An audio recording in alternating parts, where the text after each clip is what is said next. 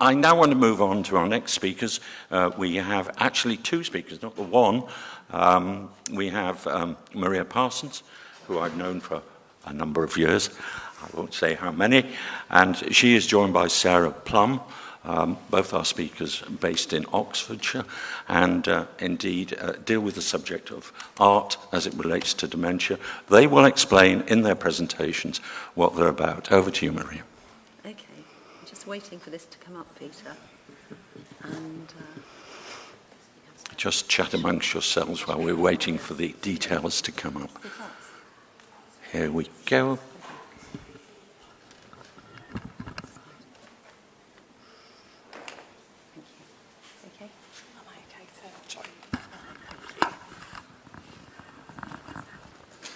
Hello, everyone.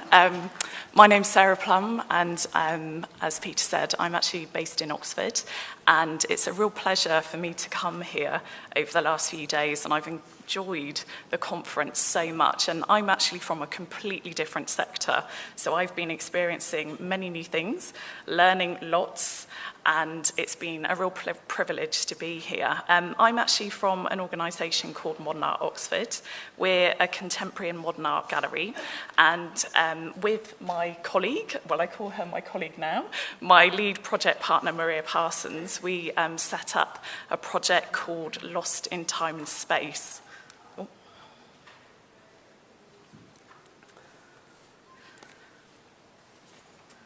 So the project really began as sort of stemmed from an exhibition at the art gallery of an American artist called Kerry Tribe.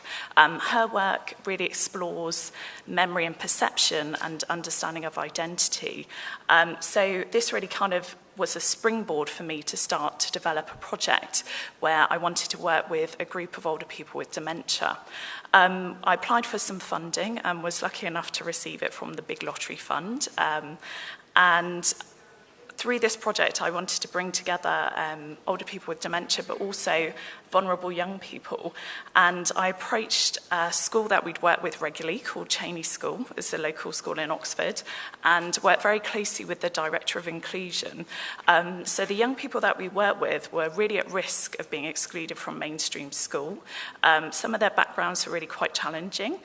And we also worked with some NEET young people, and that's a phrase that's bounced around in the UK so much at the moment. And NEET basically stands for Not in Education, Employment or Training.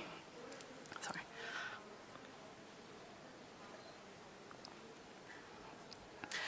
So what I did to begin the project is I organised a project team that included employing an artist called John Lockhart, and his practice was really exploring objects and the use that objects can have in stimulating ideas and discussion and also memories.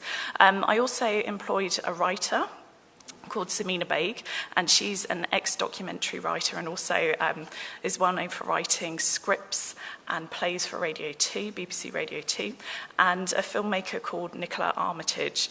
Throughout the project, we also worked with a photographer called Emma Titcombe, who documented the entire process. And Maria's role was a trainer and also an evaluator.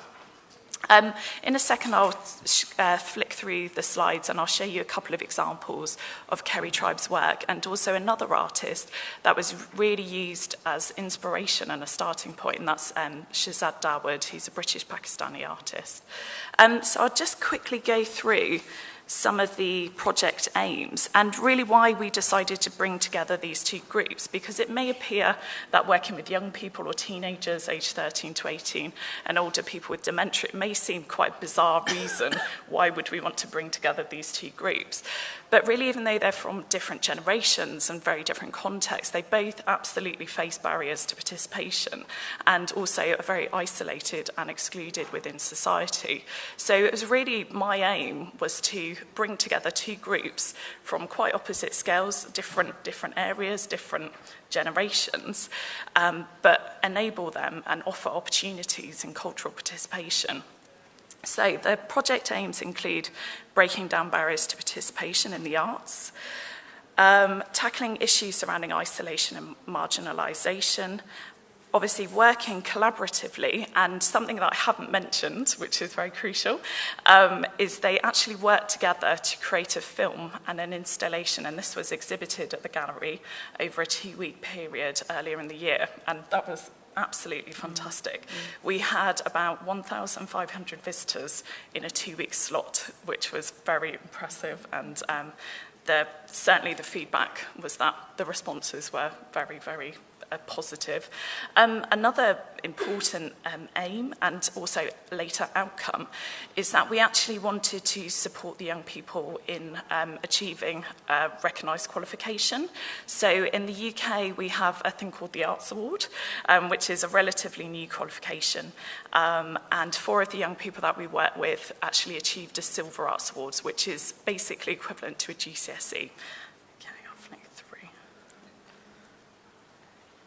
So the image at the top left, you're probably going, what is that? So this is actually a film still from one of the artists I mentioned, Kerry Tribe. So she works in film and installation, and this is a film which tells a story, a true life story about Sergei Krikalev, who was a Soviet cosmonaut who was stuck in space for nearly a year. When the USSR collapsed beneath him. And she created a film exploring this idea, and it included real documentary footage, news footage, but she also fictionalized and created footage. So this is actually a model. It's a model of the Mir space station. It's completely false, fabricated. The model itself is probably only about that big, and she filmed inside this, and this is a still. It's an absolutely incredible piece of work. If you ever get the chance to see Kerry Tribe, do. And what was fantastic about taking the group around this exhibition was it was an opportunity for us to explore and discuss ideas around memory and actually perception of memory, and the fact that memory is completely subjective. And I think being based at a gallery, I know a previous speaker spoke about this morning, and I thought she put it so eloquently, is that the gallery is a public space, it's free, it's non-stigmatized, it's not labelled, and that was actually a really crucial part to the project in that it wasn't set out for a particular group. So it offered a freedom, it was a neutral territory in a sense. And these exhibitions were sort of stimulus for them creating their own film and their own installation, but it also enabled them to talk about obviously quite challenging subjects, but in an indirect way. The work below, again, it might appear quite strange. This is a fantastic installation and film piece by the artist Shazad Dawud. You're probably thinking as well, these are quite challenging works, contemporary works, and Maria will go on to talk about that a little bit later, but it absolutely breaks down the assumptions that perhaps older people don't want to access modern and contemporary art. And I think it was a really interesting and exciting way of exploring some quite challenging issues. So you're probably wondering what these people are sitting in. This was a huge donut-like shape that was specially constructed as a seating area to view a film. It's almost as if you're entering a UFO. And the film itself was set in Preston, which is a northern city in the UK. And it was a kind of mock sci-fi, science fiction film which explored issues surrounding race, identity, belief and religion. And again, this was a really interesting way of exploring the idea of how do we belong within a society. And then finally, the image to the right is an image of the group visiting the Pitt Rivers Museum, which if any of you do visit Oxford, obviously come to us first, but the Pitt Rivers is an anthropological museum which is absolutely incredible, and the way it's displayed is fascinating. And John Lockhart, the artist, really uses objects as well as collections to stimulate discussion. Obviously, there's been lots of talk about reminiscence, and within the gallery and museum sector, we also absolutely understand the importance of reminiscence too. I'm going to really whiz through this quickly because I'm absolutely waffling, sorry. And we want to show the film that was collaboratively made. But what I will say is we've put together some packs and we also have some copies of the film. So if you do want more detailed information on the project, please do take that away with you at the end.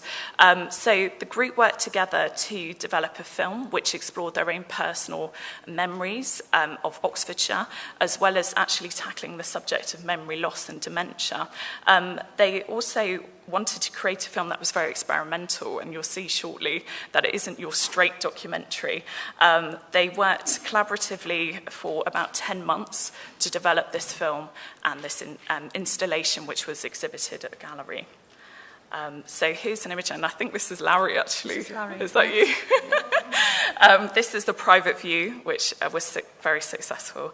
And the young people working towards their Silver Award, Arts Award also actually delivered workshops during the school holidays for general visitors to the gallery, so enabling them to engage further with some of the themes within the exhibition.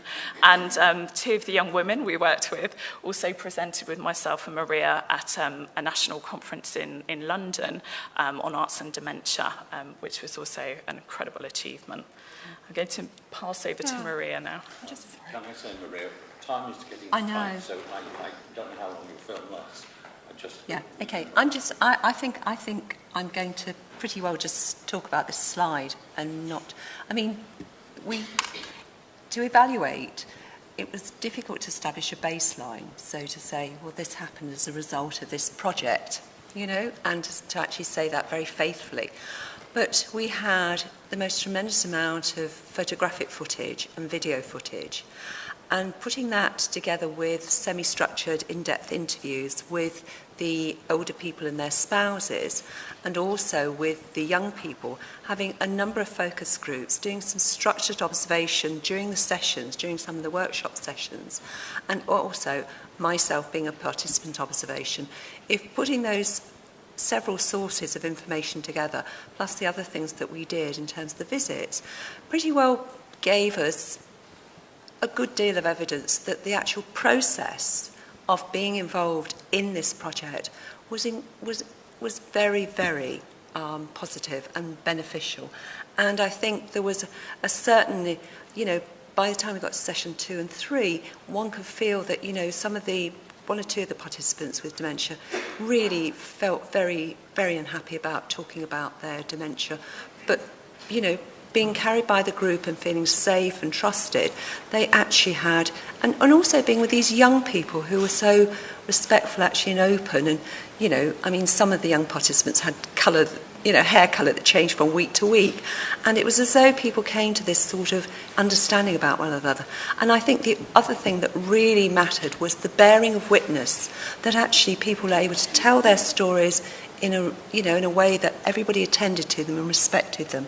So certainly social cohesion, certainly confidence, and a number of things that were about affirmation and achievement and affinity, that the groups found they had so much in common. You know, it was almost as though they were sort of so tightly closed, you know, as a group, that they trusted each other and looked forward enormously to it, and had a huge sense of achievement about making this film and affirming each other. Shall we so go to the we're film? going to show the film because that's the important part about it. Will I click the right button?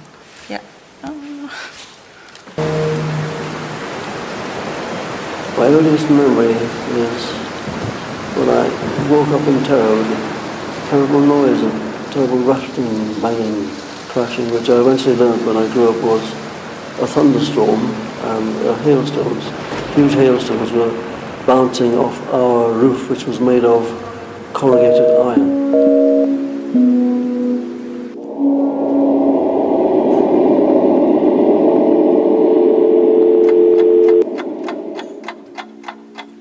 I mean, I can remember being 4 years old, or even younger, but I can't remember last week, and it's so infuriating. But I've got a theory on that. When you get to 82, that's full up. You can't get any more. The filing cabinet is full.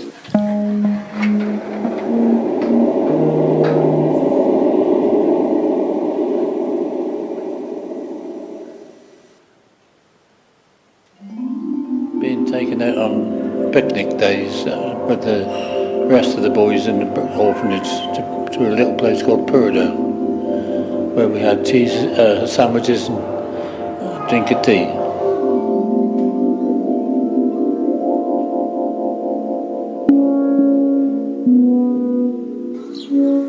I learned to drive an electric milk float. I took my test on the electric milk float, passed it, and they gave me Group A, heavy goods. I mean, you couldn't make it up. I had to learn to drive after I got the licence. My father took me out of the back garden of the house, and as a plane went over on fire, he said that's one of the poor buggers that don't make it.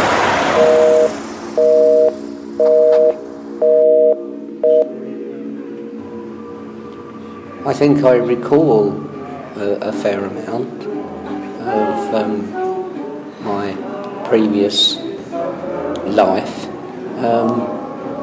It seems to be the current period, day to day, doing what you want to do and finding that it's not as easy as it could be.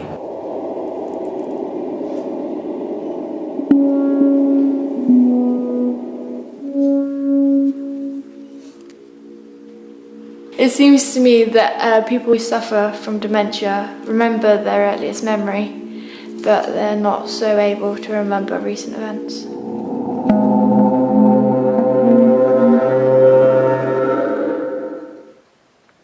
I spend a great deal of time during a day, any day, going up and down the stairs, forgetting what I went up the stairs for. That is irritating in the extreme.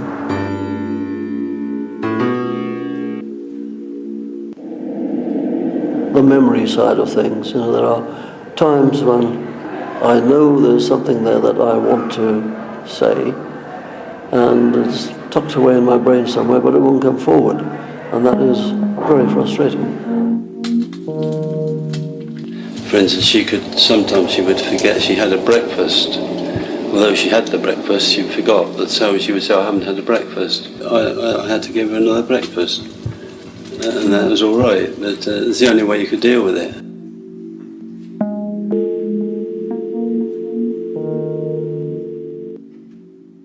I think for people who suffer from dementia, I think it would probably feel like being in a bubble or in space where you're lost and confused.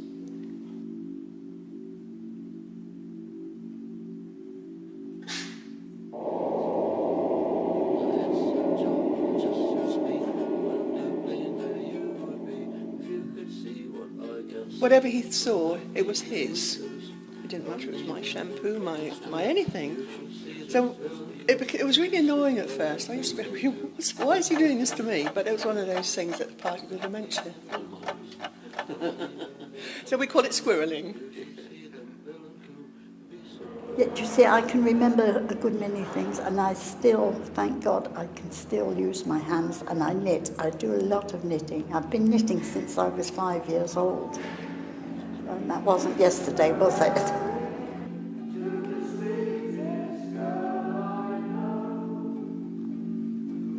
I can remember the music, yes.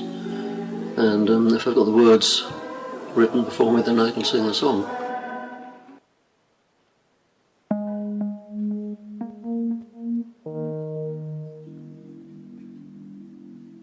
My attitude was one of total disbelief. I thought, no, it can't be. That's not me, that's somebody else. I couldn't understand how I'd got it. But apparently you don't catch it. It develops, it creeps up on you.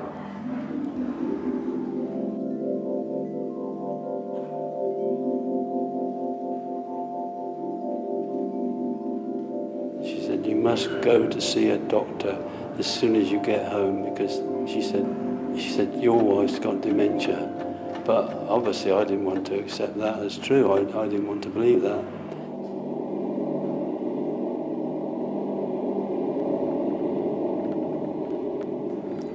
thought that's a little bit heavy-handed.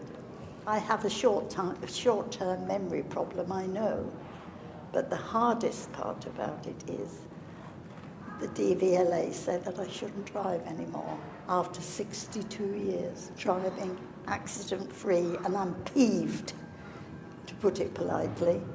I only stopped driving lorries 20 years ago, but I'm not capable anymore. Now that's changed my life drastically.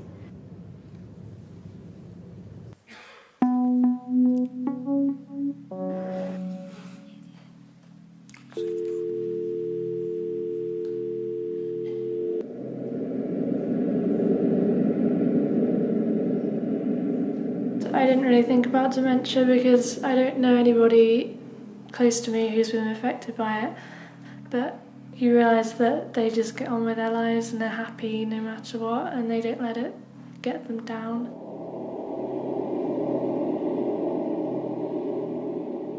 I thought, no, I won't be isolated. I thought, I'm going to buy a mobility scooter, to call it, a buggy. And I've grumbled about those for years on the pavement, so now I'm going to be one. Carry on as normal, because it's not something that will change your life. It might if you let it, but if you just carry on in the normal way, you'll be fine.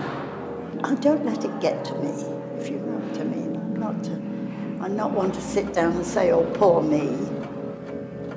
You've got it, and that's it. I live day to day. I cope. And it hasn't got me into any serious trouble so far, so... I remember things I want to remember. I forget things I want to forget. Just be happy. You were still alive. What's the use of worrying in